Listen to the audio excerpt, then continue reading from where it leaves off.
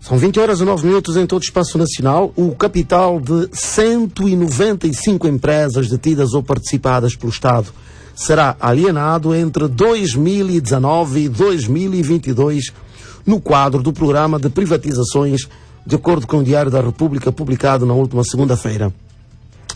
Segundo o Jornal de Angola, na edição de domingo, o documento estabelece que 175 empresas vão ser alienadas por concurso público, 11 por leilão em bolsa e 9 por oferta pública inicial, com a previsão de o governo lançar ainda este ano concursos para 80 instituições e uma OPI que se somam às dezenas de licitações ocorridas nos últimos 8 meses. Hélio Silva. No próximo ano, outras 81 empresas serão alienadas por CP. 6 serão passadas por leilão em bolsa e 3 via OPI, elevando a operação em outras 90 companhias, depois do que são privatizadas 12 em 2021 e 4 em 2022. Entre as empresas mais emblemáticas envolvidas neste processo constam-se as EP Sonangol, Endiama e TAG, os bancos de comércio e indústria BCI, Angolano de Investimentos BAI, Caixa Geral de Angola BCGA e Econômico, bem como as empresas financeiras Ensa Seguros e a Bolsa da Dívida e Valores de Angola, Bodiva. Estão incluídas as unidades agroindustriais Aldeia Nova e Biocon, as Testes Testang 2, Satec e África Têxtil, as cimenteiras Nova Simangola e Cécio do Lubito, bem como as cervejeiras Cuca, ECA Angola e ainda a construtora Motengil Angola.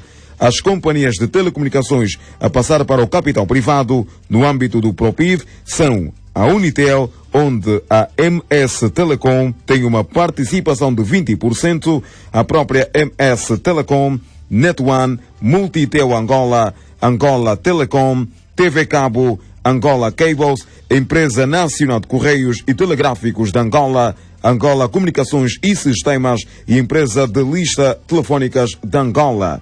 Outras empresas listadas para privatização são a Companhia Aérea da Sonangol, Sonair, a Sociedade de Gestão de Aeroportos, que constitui a Enana, e a Sonangalp, uma distribuidora de combustíveis detida em 51% pela petrolífera estatal angolana.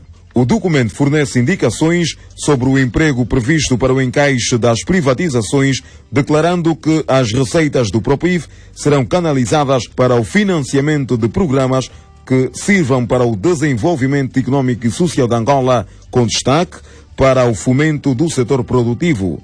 O PROPIV vai permitir ao Estado reforçar a posição de agente regulador e coordenador da atividade económica desenvolvida a nível do território nacional, considera o Decreto Presidencial número 250/19 de 5 de agosto. O documento acrescenta que para o reforço do papel do Estado seja verificado de forma natural, é necessário que, do ponto de vista legal, estejam criadas todas as condições que permitam que o programa seja realizado de forma eficiente, o que explica o decreto. Boa noite. Boa noite, Hélio. E a privatização de empresas. Para o economista José Bocassa, com esta medida, o governo pretende salvar do colapso as suas empresas que têm dado mais despesas do que benefícios. A decisão de privatizar as 195 empresas é, por um lado, consequência da estratégia do Executivo para reduzir a sua intervenção na economia nas vestes de empresário. Por outro lado, resulta da necessidade de assegurar a eficiência do governo, eliminando aquelas pujantes intervenções financeiras, principalmente no âmbito dos programas de investimento público que foram feitos ou realizados ao longo destes últimos anos, com a finalidade de salvar estas empresas do colapso, algumas delas em situação mesmo de colapso financeiro, que estavam sujeitas e praticamente em todos os setores. Portanto, com isso, me parece que se revela uma boa oportunidade para o Executivo reduzir essas despesas e, ao mesmo tempo, obter algum rendimento. Aliás, como prevê a Lei 10/19 de 14 de maio, que é a Lei das Privatizações, prevê num dos seus artigos que as receitas da alienação destes ativos, destas empresas, vão para a conta única do Tesouro e, consequentemente, para suportar as rúbricas do Orçamento Geral do Estado, ou seja, são inscritas no Orçamento Geral do Estado. Portanto, estas empresas praticamente deram mais prejuízo ao Estado do que propriamente algum tipo de dividendo ou algum tipo de benefício. Então faz todo sentido, me parece fazer todo sentido o Executivo se libertar das mesmas. O analista considera, no entanto, que a medida deve ser muito bem pensada porque a alienação destes objetivos podem não ressarcir o mesmo Estado que tanto investiu nelas. Penso que antes de qualquer debate profundo que venha a ser feito relativamente ao programa de privatização que foi muito recentemente publicado através do Decreto Presidencial 250/19 de 5 de agosto, me parece que é importante fazer um enquadramento de expectativas, ok?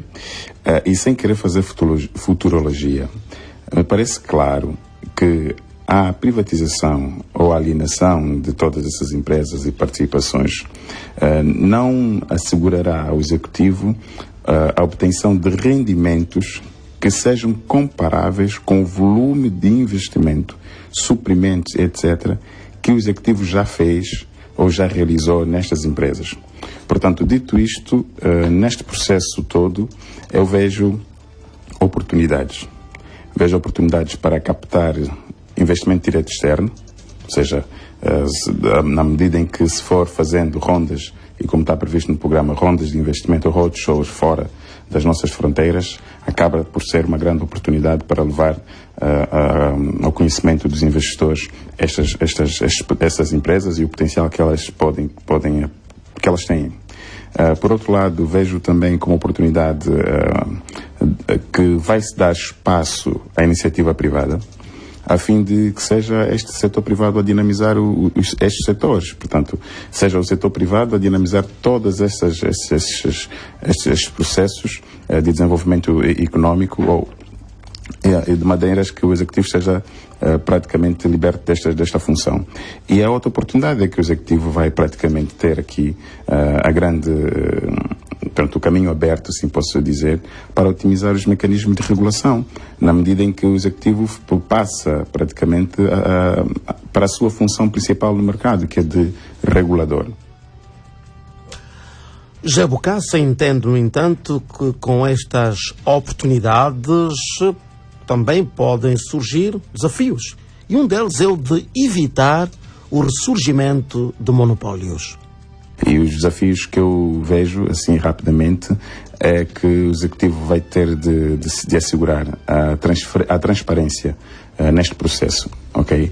Isto considerando, por um lado, as experiências anteriores, que não foram muito boas nas privatizações que já aconteceram, e por outro lado o volume de empresas que estão em carteira para ser privatizadas e o peso estratégico que as mesmas têm. Portanto, assegurar a transparência aqui é um fator importante e não pode soar a desespero. Portanto, se libertar destas empresas não pode soar a desespero. Tem que ser feito com cautela, com muita prudência, muito rigor, para que não haja prejuízo para o Executivo, considerando os objetivos que tem com este processo. Um outro desafio é evitar a concentração de grupos económicos em posição dominante, ou seja, evitarem-se os monopólios. E aqui, claramente, deve entrar em ação a autoridade da concorrência.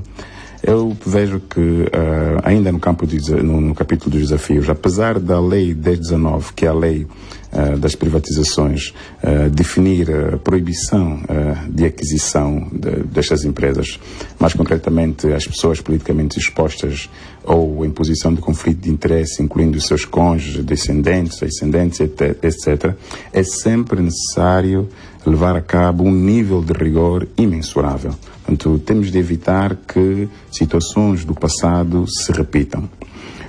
Outro desafio que eu vejo está relacionado com a avaliação destas empresas, ou seja, o critério de avaliação que está definido na Lei 10/19 indica praticamente a avaliação patrimonial. Aqui eu acredito que o Estado enfrentará algumas dificuldades, na medida em que muitas dessas empresas públicas têm problemas de registro, ou seja, para aquela dimensão do património imobiliário, muitas empresas não têm imóveis registrados em seu nome.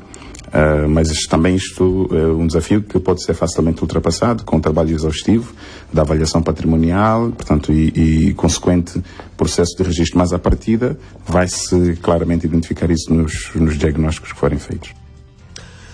Economista José Bokassa, e análise do processo de perto de 200 empresas que o Estado vai colocar à disposição dos privados.